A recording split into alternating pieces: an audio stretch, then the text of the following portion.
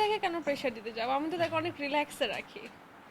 আমি যেমন কোনো কিছু ও যদি বলে এটা এটা এনে দাও ওটা সব কিছু বাসায় নর্মালি আমিই করি, সে তো সেভাবে কিছু তেমন একটা করে না, তো আমি তাকে প্রেশার দিতে যাবো কেন?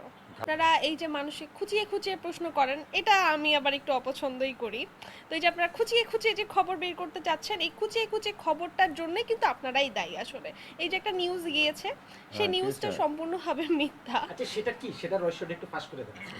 সেটা আসলে তেমন দিয়ে কোনো দিচ্ছি। রহস্য নেই, যেমন আম, যেমন একজন অভিনেত্রী বা কে আছেন, আপনার তো কাছে কখন তিনি চাইছে? মানে বিয়ের জন্য ওকে পাত্র দেখছিল, তো আমি তখন পাঠাচ্ছি। আপনারাই প্রশ্ন করে তাহলে কি আপনি উকিল বাবা হবেন? তখন সে বলেছে হ্যাঁ হতে পারি। আপনারাই তখন খুঁচিয়ে বললেন যে তাহলে দিশা আপনি তো মা হয়ে যাচ্ছেন, তাহলে উকিল মা। এই জিনিসটাকে যে আপনারা কত কি বানালেন, কত কন্টেন্ট দেখলাম ফেসবুকে, তার বলার শেষ করুন, শেষ বাইরে করুন। থাকছে আচ্ছা না তাহলে আমার। মূল উদ্দেশ্য হলো আপনারা কারো উকিল বাবা মা হচ্ছেন, সেখান থেকে বলছে আপনারা মা বাবা হচ্ছেন নাকি এরকম কিছু? কিছুটা তাই।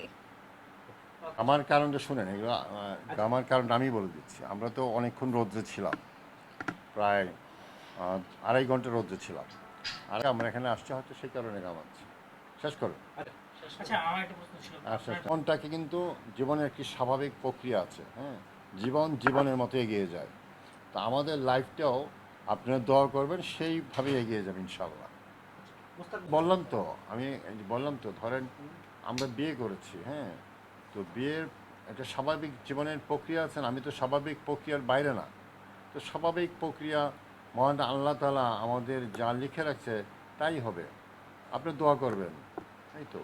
আমি ওনার বিষয়ে কোনো মন্তব্য করব না। আমি বললাম না, ওই বিষয়ে আমি কোনো মন্তব্যই না না, করব আপনি না। পাঠাইতে পারতেন না। বিষয় হলো কি, দেখার দৃষ্টিভঙ্গি। আমি আপনাকে এটা গিফট করলাম, আপনি এটা কীভাবে নিলেন? ঠিক আছে, গিফট যে কাউকে করতে পারে, এটা আমি মনে করি এটা করা ভালো, সুন্দর। তো আমি যদি আশঙ্কা করি যে আমি একটা কিছু আপনাকে দিলে সেটার মানে বিপরীত মানে প্রতিক্রিয়া হবে, সেখান থেকে নীরব থাকা ভালো, নিবৃত থাকা ভালো। কবি এখন নীরব এই প্রশ্নে। এই বিষয়টা দেশবাসী সুখবর, দেশবাসী সুখবর যদি দোয়া করবে, সময় মতো পরিষ্কার হয়ে যাবে সব কিছু। এটা সারপ্রাইজের বিষয় না, বিষয়টা সারপ্রাইজের বিষয় না। আর আপনারা তো কন্টেন্ট খোঁজেন, তো রাইট। থাক না অনেক কিছু জীবনের কন্টেন্ট বাকি থাক। এখানে এখানে অ্যাকচুয়ালি আজকে মহান বলেছি যে মহান মে দিবস। আমাদের যারা আমাদের জীবনযাত্রাকে যারা সহজ করে, স্বাভাবিক রাখে, সেই শ্রমজীবী ভাইদের প্রতি শ্রদ্ধা এবং ভালোবাসা জানিয়ে তাদের পাশে দাঁড়ানোর জন্য আমরা এসেছি। এবং আমরা ওর মাঝে সীমাবদ্ধ থাকি। এবং আপনাদের কাছে আমার একান্ত বিনীত অনুরোধ, আমরা আজকে শ্রমজীবী মানুষের পাশে থাকি, মানুষকে একটা মেসেজ দিই, জীবনের জন্য, মানুষের না, জন্য এটা আমরা সবাই মিলে সবার পাশে আছি।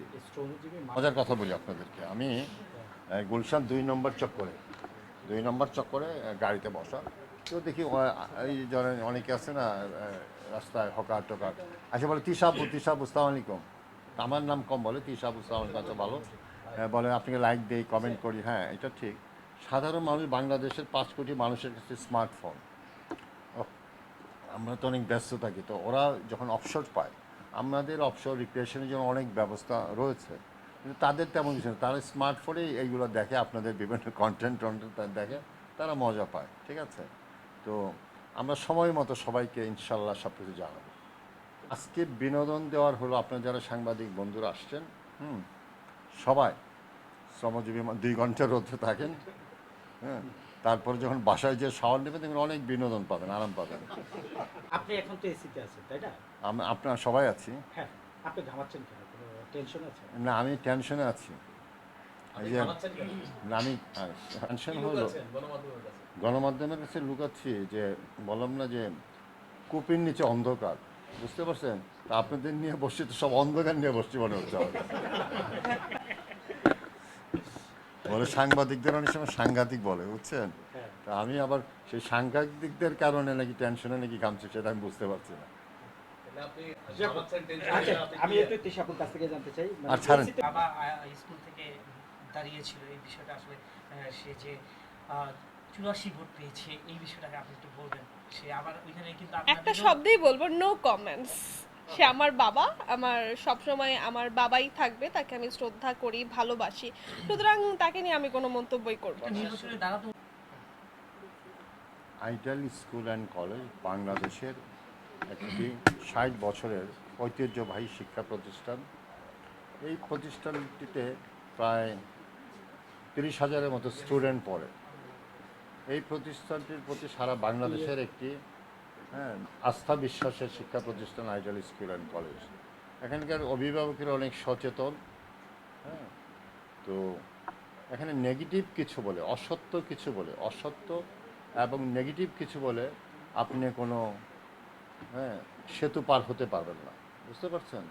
আপনাকে কামিয়াব হতে হলে পজিটিভ কথা বলতে হবে, সত্যি কথা বলতে হবে। আমি কি বুঝাতে পারছি? তো বলে না যে বৃক্ষ তোমার নাম কি ফলে পরিচয়, বৃক্ষ তোমার নাম কি ফলে পরিচয়। তো ফল আপনারা দেখেছেন, ফলে পরিচয় পেয়েছেন। কেউ যদি নেগেটিভ কথা বলে, কেউ যদি অসত্য কথা বলে, তার রেজাল্ট ওই ব্যালটের মাধ্যমে সে রেজাল্ট পাওয়া যায়। এটা নিউজে পেয়েছি আমি, সে হ্যাঁ। 3টা গাড়ি নিয়ে ও মানুষের খাবার দিয়েছেন, অথচ সে মানুষকে বলে যে তার কাছে কোনো টাকা পয়সা নেই। আপনার শ্বশুর, আপনি কি দিয়েছিলেন? সেটা আমি বলছি তো ওনার ব্যাপার, আমি কোনো মন্তব্যই করব না। ধন্যবাদ।